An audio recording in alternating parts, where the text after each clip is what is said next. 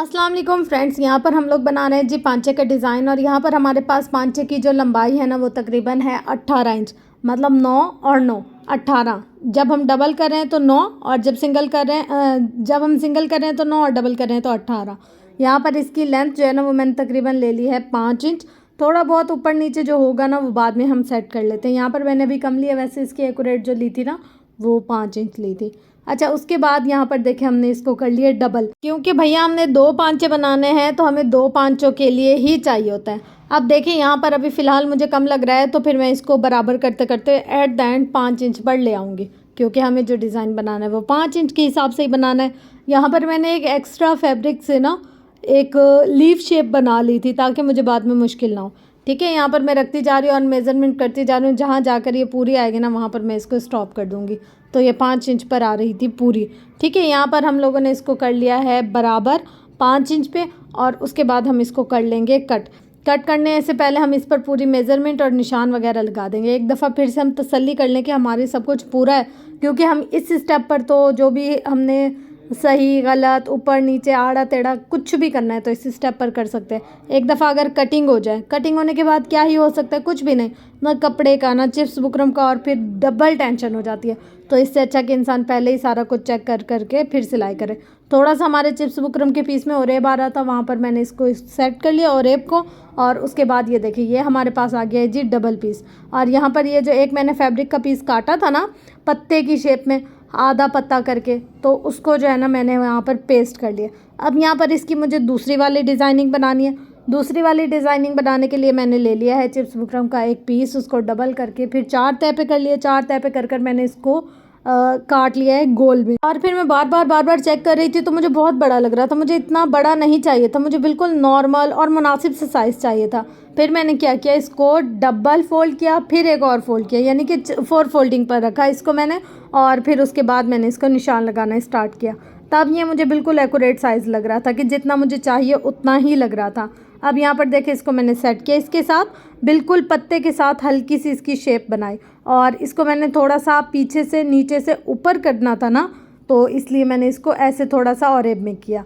अब यहाँ पर एक्स्ट्रा सारा हम लोगों ने पीस रख लेना है, जो हम लोगों ने फैब्रिक की कटिंग के हिसाब से मार्जिन रखना है। ठीक है, यहाँ पर देखिए 1 इंच का मैंने मार्जिन रखकर और इसका सारा निशान बना लिया। निशान लगाने के बाद इसको सारा कर लिया है कट, कुछ इस तरीके से।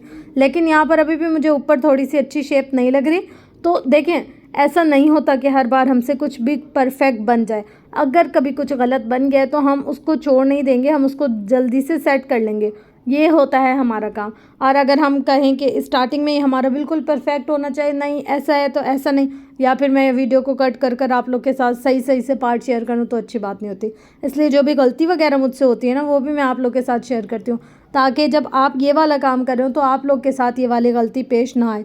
यहाँ पर देखिए जो अंदर की साइड एक्स्ट्रा पीस था ना उसके ऊपर मैंने कर लिया सिलाई, और जो नीचे की तरफ मैंने सिलाई करके फोल्डिंग करनी थी उसको मैंने वैसे का वैसे छोड़ दिया। बस मैंने इसको कटिंग जो की है वो ओरेब में की है, और जो इसको पेस्ट किया है वो सीधे कपड़े पे पेस्ट किया है। ठीक है, उसके बाद हम लोगों ने इसको कर लिया कट। अब यहाँ पर हम लोगों ने ले लिया शलवार का पांचा। शलवार के पांचे के ऊपर भी मैंने दरमियान की क्रीज़ बना ली। दरमियान की क्रीज़ बनाने के बाद ये जो फैब्रिक था ना हमने जो सेट किया था उसकी भी हम लोगों ने दरमियान की क्रीज़ बनाई। यहाँ पर दरमियान की क्रीज़ बनाने के बाद फिर हम लोग जैसे नेक गले की हम लोग सिलाई करते हैं ना, पहले राइट साइड फिर लेफ़्ट साइड, मतलब जो साइड आपको ज़्यादा कंफर्टेबल लगती है पहले आप उस साइड पर सिलाई कर लें और फिर उसके बाद उसकी दूसरी साइड पर सिलाई करें। बहुत ही सिंपल और इजी सा है। लेकिन अगर आपने स्टार्टिंग से रखकर और इसको सिलाई चलाते आएंगे फिर क्या होगा, एक साइड कम एक साइड ज़्यादा, एक साइड दरमियान में नहीं होगी और एक साइड एक तरफ ढलक जाएगी, सिरक जाएगी। क्योंकि इसके अंदर जो हम लोगों ने स्कैलप्स बनाया ना गोल गोल से, ये हिला देते हैं कपड़े को और चीज़ को। तो जब हमारी दरमियान की सिलाई ऑलरेडी चली हुई होगी ना, फिर इसके हिलने शिलने का कोई टेंशन ख़तरा परेशानी कुछ भी नहीं होगा। बिल्कुल एक्यूरेट जैसे आपने रखा है ना वैसे वैसे सा सिलाई होता जाएगा। अब यहाँ पर देखिए एक साइड हमारी सिलाई हो गई। जब एक साइड सिलाई हो जाती है ना फिर हमारे अंदर थोड़ा सा कॉन्फिडेंस आ जाता है कि यार बस अब अच्छा काम हो रहा है हमसे। ठीक है, उसके बाद हम लोगों ने इसी की सेम रखते जाना है, हिलाते जाना है और सिलाई करना है। जैसे जैसे हमारे स्कैलप्स की शेप है हम लोगों ने वैसे वैसे अपनी मशीन के बूट को भी घुमाना है, अपने हाथ को घुमाना है, कपड़े को घुमाना है। हम लोगों ने स्कैलप्स के साथ नोक भी अच्छी बनानी है, नोक के अंदर फिलिंग भी अच्छी करनी है, फिलिंग के अलावा जहाँ हमारा कोई किनारा है, जहाँ हमारी कोई शेप टूट रही है, जहाँ से हमारी नोक बन रही है, एंड हो रहा है, कुछ भी हो रहा है जहाँ पर भी हमने वहाँ सिलाई करना है। ठीक है, यहाँ पर हमारा सारा सिलाई हो गया। सिलाई होने के बाद हम लोगों ने अंदर थोड़ा थोड़ा कपड़े का मार्जिन रखते जाना है और इसको सिलाई करते जाना है। कपड़े का मार्जिन रखने के बाद हम लोगों ने लाजमी सिलाई करनी है। यहाँ पर देखें, जहाँ जहाँ हम लोगों ने मार्जिन रखा है उसके बाद हम लोग हल्के हल्के से उसके कट्स लगाएंगे। कट्स इसलिए लगते हैं ताकि इसके अंदर एक जो बहुत बड़ी बड़ी सी चुन बन जाती है या ऐसे खिंचाव आता है कपड़े में, कोई भी ख़राबी, कोई भी मसला, किसी भी तरह की परेशानी ना हो, उसलिए हम लोग इसके अंदर हल्के हल्के से कट लगाते हैं। और ये कट लगाना मैंडेटरी है, आप लोग इसको स्किप मत किया करें। जब तक आप कट नहीं लगाएंगे, पलटने के बाद आपका कपड़ा सीधा ही नहीं होगा, तो क्या फ़ायदा आया हमारा, जब हमारे काम में फिनिशिंग ही नहीं आएगी, अच्छा ही नहीं बनेगा हमारा। तो अब देखिए, यहाँ जहाँ जहाँ मेरे थे ना अंदर स्कैलप्स के एंड, यानी कि नोक बन रही थी, किनारा बन रहा था, वहाँ पर मैंने इसकी चला ली है सिलाई। और यहाँ पर देखिए मैं इसकी जो नोक है ना उसको कैसे सेट कर रही हूँ। अच्छा, ये मेरे एक देसी जुगाड़ है, अगर आप लोग चाहें तो आप लोग इसके अंदर धागा रखकर सेट कर सकते हैं, बाहर निकाल सकते हैं। इतने ढेरों ढेर इसके सेट करने के तरीके, पर मुझे ना ये वाला तरीका सबसे बेस्ट लगता है और मैं हमेशा यही वाला तरीका इस्तेमाल करती हूँ, जबकि ये बहुत अनप्रोफेशनल तरीका है, आप लोग ऐसे बिल्कुल भी मत कीजिएगा। यहाँ पर देखिए दूसरी साइड का भी सेम, जैसे एक साइड का अंजाम किया ना हमने, सेम ऐसे ही दूसरी साइड की भी हम सेटिंग करेंगे। सेटिंग करने के बाद इसको पलट कर प्रेस कर लेंगे, प्रेस करने के बाद इसकी तुरपाई कर लेंगे, तुरपाई करने के बाद इस पर 4 चांद यानी कि मोती वोती लगा लेंगे। जब हम इस पर मोती वोती लगा देंगे तो हमारे फुल ऑन शशके तैयार हैं। जिस बंदे को ज़्यादा गर्मी लगती हो, जिसको ये मसला हो कि यार टांगों में पसीना बहुत आता है, वो ऐसे बड़े बड़े खुले खुले मोरियों वाले डिज़ाइन बनाए और उसको शशके लगा कर पहन ले।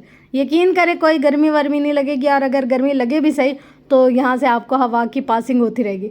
ये तो था जी एक मजाक, छोड़ें इन बातों को, लेकिन ये डिज़ाइन काफ़ी अच्छा लग रहा था और पहनने में भी अच्छा लगता है। मैंने इसका पांचा 9 इंच का रखा है, लेकिन अगर आप इसका पांचा रखें 5 इंच और ये थोड़ा सा तंग हो तो डिज़ाइन बहुत प्यारा सा चिपका हुआ अच्छा लगता है। और जिनकी ये शलवार थी ना, उनकी ये डिमांड थी कि नहीं भाई हमें बहुत तंग पांचे नहीं चाहिए, गर्मी में बहुत दिक्कत होती है, यानी कि उनको डिज़ाइन भी पूरा चाहिए था और शशके उन्होंने पूरे लगाने थे, लेकिन यह है कि उन्हें अपने हिसाब से चाहिए था। इसलिए तो लोग रेडीमेड कपड़े नहीं लेते बल्कि सिलवाते हैं ख़ुद, ताकि उनको जो भी चीज़ चाहिए तो वो अपना कस्टमाइज़ करवा सके अपने तरीके से। तो अगर आपको भी कुछ ना कुछ इस तरीके से सेटिंग वगैरह करनी होती है तो आप इस तरीके से कर सकते हैं आसानी से। और अगर कुछ मुश्किल है तो आपकी बहन है ना